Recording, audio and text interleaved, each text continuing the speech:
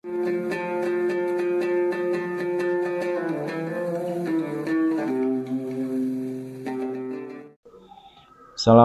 warahmatullahi wabarakatuh. Bismillahirrahmanirrahim. Alhamdulillahirabbil alamin wassalatu wassalamu ala asyrofil anbiya'i wal mursalin sayyidina wa maulana Muhammadin wa ala alihi wa ashabihi ajmain, amma ba'du. Wa la haula wa la quwwata illa billahil aliyil adzim. Kaum muslimin rahimakumullah dimanapun berada, kita berjumpa kembali melanjutkan kajian yang kemarin tentang masalah riddah. Riddah itu terbagi menjadi tiga, ada riddah i'tiqad, ada riddah af'al, kemudian ada riddah aqwal.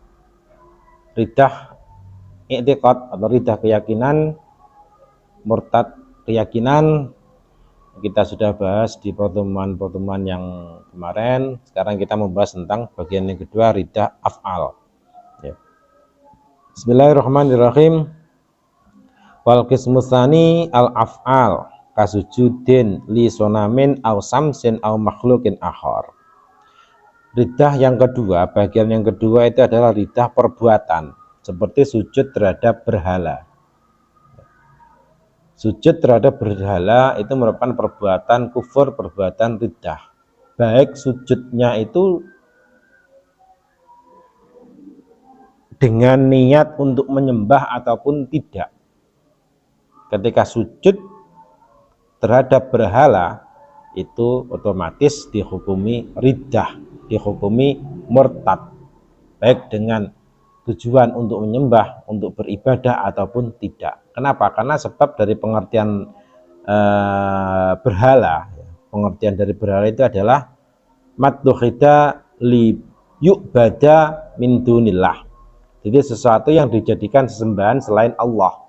Ya, itu kan sesembahan selain Allah. Ketika sujud terhadap berhala tersebut, baik itu ada tujuan untuk beribadah ataupun tidak, maka itu dihukumi murtad. Dihukumi murtad. Aw samsin aw makhluqin, ya. Atau sujud terhadap matahari. Sujud terhadap matahari ataupun terhadap makhluk-makhluk yang lain. Sujud terhadap matahari itu juga dilarang, ya. Juga dilarang berarti juga tidak diperbolehkan sujud terhadap matahari, karena itu juga menjadi sesembahan bagi kaum Majusi. Itu otomatis kalau sujud terhadap matahari itu hukumnya juga riddah. Atau sujud terhadap makhluk-makhluk yang lain. Kalau sujud terhadap orang lain, terhadap manusia misalkan, terhadap manusia itu bagaimana?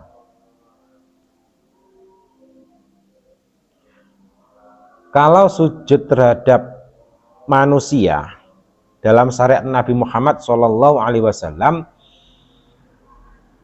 itu diperinci. Kalau sujudnya itu untuk menyembah, sujudnya itu untuk beribadah, sujudnya itu untuk menyembah, maka itu dihukumi kufur. Kalau sujudnya itu untuk menghormat, ya, hanya menghormat, sujud, ya, sujud. Ini yang kita bahas masalah bentuk sujudnya, bukan menghormat, ya. Sujud, tapi tujuannya untuk menghormat, itu tidak kufur, tapi dihukumi haram, ya, dihukumi haram. Kalau sujud, kalau sujudnya itu untuk beribadah, itu hukumnya kufur. Kalau sujudnya itu untuk ta'zim, ya, untuk menghormati, itu haram. Berarti ta'zimnya nggak harus sujud, gitu, nggak harus sujud. Ya, walaupun pada syariat-syariat sebelum Nabi Muhammad, nabi-nabi sebelum Nabi Muhammad itu diperbolehkan, tapi dalam syariat Nabi Muhammad itu diharamkan. Seperti berdasarkan hadis dari Rasulullah SAW, lau kuntu amiran ahadan antas judali ahadin la amartul mar'ata antas juda li zaujiha.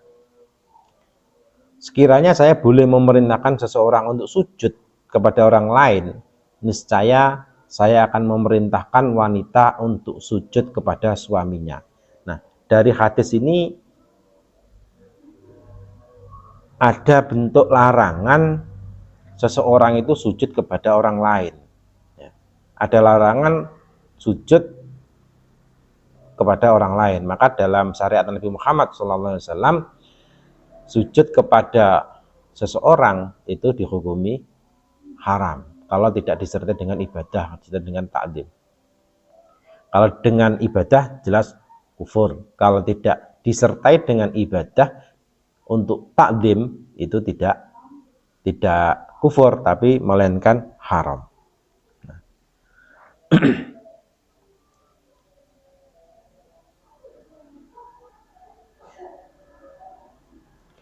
Terus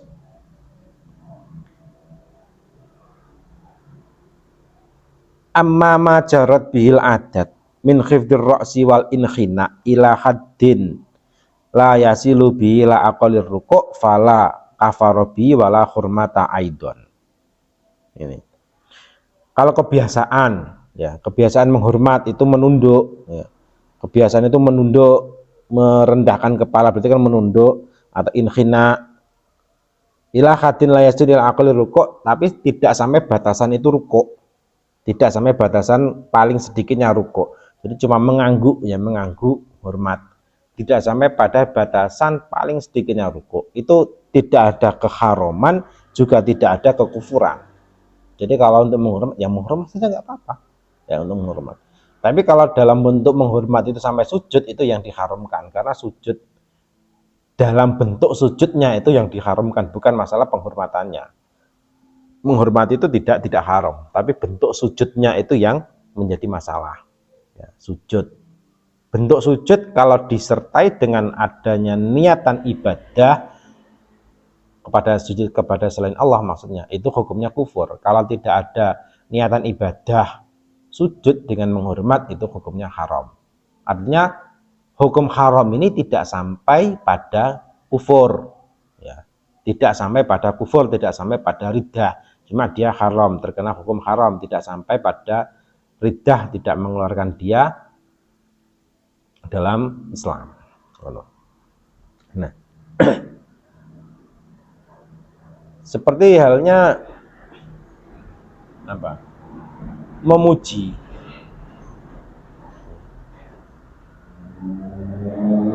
Memuji seseorang seperti memuji Nabi Muhammad SAW dengan secara berlebihan. Ya, memuji Nabi Muhammad secara berlebihan. Kan gini, bentuk dari ridha yang kedua itu adalah bentuk perbuatan. Artinya segala perbuatan yang menghina, yang mengandung hinaan terhadap Allah ataupun para nabi, para malaikat, Al-Quran, agama Islam dan lain sebagainya, itu dihukumi kufur. Dihukumi kufur. Itu perbuatannya. Nah, artinya kalau dari dzatiyah sujud itu sendiri, itu berarti kan masih ada khilaf, ada rincian gitu. Kalau sujud cuma sujudnya, itu sujudnya yang bagaimana? Kalau sujud kepada Allah jelas itu enggak jadi masalah. Kalau sujud kepada selain Allah dengan artian sujudnya itu kalau bertujuan untuk beribadah itu kufur. Kalau tidak ada tujuan beribadah, tujuan penghormatan, itu haram. Kecuali pada berhala. Kalau pada berhala jelas. Kalau pada berhala itu dengan tujuan menghormat ataupun tujuan ibadah, apapun tujuannya, kalau sujud terhadap berhala itu dihukumi kufur. Itu jelas. Nah, kemudian bentuk penghormatan. Bentuk penghormatan itu juga tidak selalu bisa mengeluarkan atau tidak selalu masuk dalam bentuk riddah. Ya. Itu juga tergantung dari niatnya.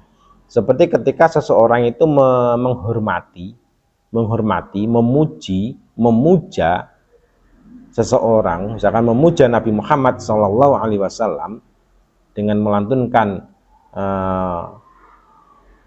maulid dan lain sebagainya dari solawat, itu tidak masalah. Ya.